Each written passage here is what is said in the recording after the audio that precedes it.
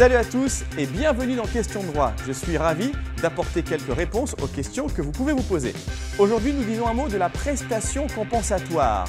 Qu'est-ce que c'est que la prestation compensatoire? Eh bien, en cas de divorce, lorsque un des deux époux a un revenu supérieur à son conjoint, lorsqu'il existe, comme dit la loi, une disparité entre les revenus, eh bien, celui qui a un salaire supérieur doit verser à son conjoint au moment du divorce ce que l'on appelle une prestation compensatoire. Si par exemple monsieur gagne 5 000 € et madame gagne 2 000 €, eh bien il devra verser cette prestation compensatoire pour le conjoint qui va compenser la disparité entre les revenus au moment du divorce. Alors comment on la calcule? C'est un petit peu compliqué, mais en gros, il va falloir effectivement regarder les revenus, la disparité des revenus, donc s'il y a un écart important, sur l'ensemble de la durée du mariage, savoir également si par exemple madame qui gagnerait moins que monsieur n'a pas travaillé parce qu'elle n'a pas voulu travailler ou est-ce qu'elle n'a pas travaillé parce qu'elle a éduqué des enfants permettant ainsi à monsieur d'évoluer socialement dans sa vie professionnelle. Donc il faut voir beaucoup de critères pour pouvoir la fixer et l'évaluer.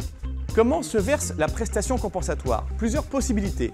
Soit le conjoint fait un chèque directement à l'autre conjoint parce qu'il a les économies suffisantes pour payer en capital cette prestation compensatoire. Soit il n'a pas les économies, dans ces cas-là, ça peut être une compensation au moment du partage des biens immobiliers. Par exemple, madame aura 70% au lieu de 50% du bien immobilier en compensation. Mais ça peut être également le versement d'une pension chaque mois que monsieur versera à madame si monsieur doit verser la prestation compensatoire par exemple. Mais attention, cette pension ne peut se verser que sur un maximum de 8 années et elle peut être révisée devant le juge si vous insérez dans votre requête une clause en ce sens. Voilà donc pour la prestation compensatoire qu'il ne faut surtout pas confondre avec la pension alimentaire qui, elle, va pour les enfants. À très bientôt pour une nouvelle question de droit.